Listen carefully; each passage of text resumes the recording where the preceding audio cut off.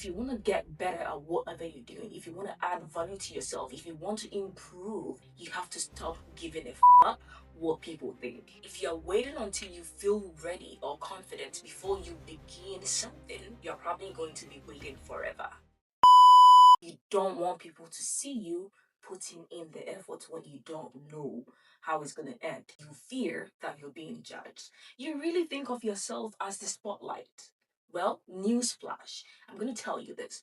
Nobody cares. People don't really care as much as you think they do. If you want to get better at whatever you're doing, if you want to add value to yourself, if you want to improve yourself and improve in life, if you want to become a better communicator and get better at public speaking, you have to stop giving a fuck what people think. Majority of people do not care, and for those who care, you barely can do anything about it. There is very little to nothing that you can actually do about what people think of you. The thing holding you back right now, especially when it comes to public speaking, isn't the lack of talent or the lack of capability, but rather it is the fear of judgment, the fear of being judged by other people. This fear of judgment is mostly imagined. They don't even exist. You are capable. You're just terrified that everybody is watching and evaluating you. But there's evidence to prove that they are not really watching you as you think they are. My name is Biba and welcome to Biba's Avenue. In the next 12 minutes, you're going to understand the psychology behind this fear, why it works against you, and how you can move past it. Are you ready? Let's go.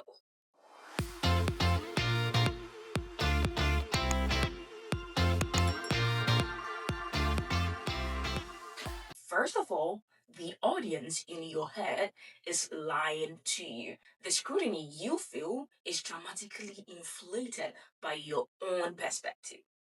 Not others. A study conducted by Thomas Gilovich and two other authors termed this as the spotlight effect. And this is a well documented tendency to overestimate how much others see us. In this study, participants deliberately wore an embarrassing t shirt. This t shirt had the face of Barry Manilow, who was considered to be uncool at the time. And we all know what happens when you wear uncool stuff. You feel very uncomfortable because you think everyone is watching you. While they had these t-shirts on, they entered a room full of strangers. And they predicted that roughly half of the room, which is 50% of the strangers in the room, noticed what they are wearing. While in reality, only about 20% actually noticed them. This isn't limited to embarrassing moments. Even when the t-shirt featured a cool face or a non-embarrassing face, participants still overestimated how much people noticed them or how much people could remember them. This is the mechanism of egocentric bias. Because you experience your own stumbles with total intensity, you assume that everyone else does too. But they don't. I know you're probably thinking some people would just genuinely judge me. Some people are very nosy and they're going to notice every single detail. And you're right. Now let's deal with those people. I'm gonna pull your ears and whisper into them. Judgment is inevitable, so building yourself around them because judgment again is inevitable. Did you hear me? Now hear me out. You have your own opinions. You judge when you want to. Nobody tells you when to judge. You decide when to have your opinions on certain things, correct? So I need you to understand this. Opinions are guaranteed and uncontrollable, which makes them a very useless thing to optimize for. Yes, some people are gonna form their own opinions, and you cannot prevent that. But let's talk about two things that makes these less threatening. First, according to Gilovich et al., we consistently overestimate how much people dwell on our mistakes and how harshly they actually judge them. Now, keep in mind, you are your biggest critique, and so how much you criticize yourself is not equal to how much others actually criticize you. It is all in your head. Sometimes you find yourself in a situation where you speak to someone or you do something, and then even days later, or weeks later, it keeps playing in your head. You think that you made that mistake. Oh no, I should have said this instead. Oh no, I didn't say it well. Oh no, I made that mistake. You keep replaying that, and you're probably going to think, oh, you're just overthinking it. Yes, nobody else is actually thinking about your mistake that much. It is just you. Second, the memory of those mistakes is fleeting. First of all, tell me of all the mistakes that you've laughed at, how many of those mistakes can you actually remember and still laugh at?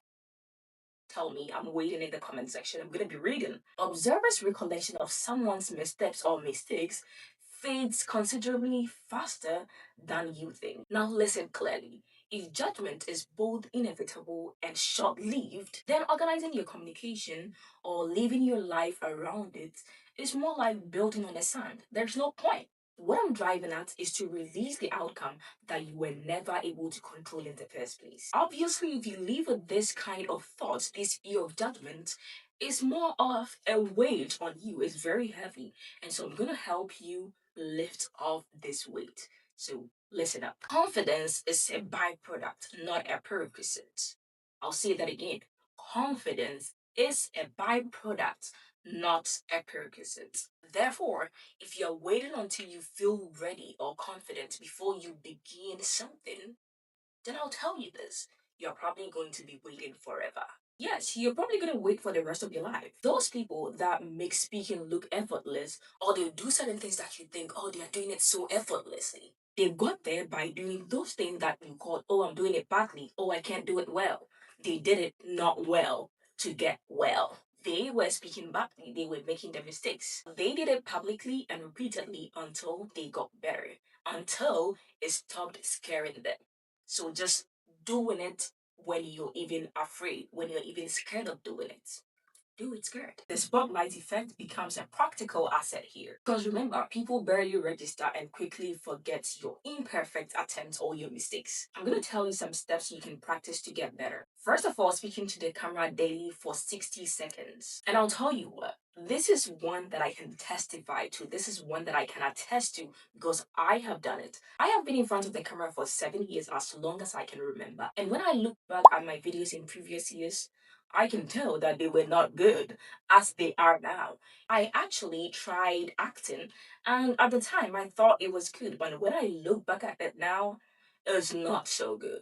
Even when I look back at videos from a year ago, months ago, I realize that I'm improving as time moves on. And I know that in a year to come, I'm going to look back at this exact video and think that, oh, this was not so good, because you keep getting better and better the more you actually do it. If you cannot do 60 seconds daily, you can do it 3 times per week. And if you don't know what to say, just read to it. Read something, read a book, or just talk about your day. That's how you can actually practice. And when you do this, it's going to help you desensitize yourself. Again, the next time you go to a meeting, a group discussion, try to make a contribution, try to say something. If you have something on your mind, just say it. Or you can just ask questions. Even when you have the answer to the question, you can go ahead and ask just so you practice speaking. And lastly, this is actually optional. You can publish a video per week or just every 2 weeks, especially if you are scared to be seen trying. This is one best way to move past it. Doing it anyway and practicing is how you're going to move past this. And it's not that you're not capable, it's just the fear of judgment that is holding you back. If you've watched till this point, I am so proud of you because I can tell that you are ready to move past this fear. And I give you some accolades for that. I can actually clap for you. Yes. Now remember this. Nobody is watching as closely as you think. Nobody criticizes you as much as you do to yourself. And judgment is inevitable, so stop optimizing for it.